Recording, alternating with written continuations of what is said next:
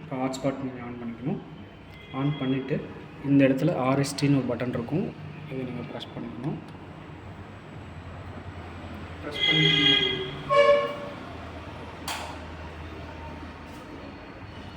இங்கே வந்து டெம்பரேச்சர் எவ்வளோ வேல்யூ இருக்குது, ஹியூமிடிட்டி லெவல் எவ்வளோ இருக்குது அப்படின்றது தெரிஞ்சிடும். ரெயின் எப்படி இருக்குன்றது தெரிஞ்சிடும்.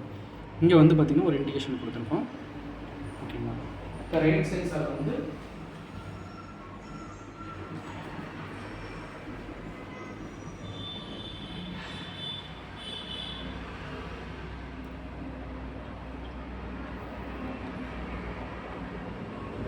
Rain சென்சாரில் water பட்டணும்.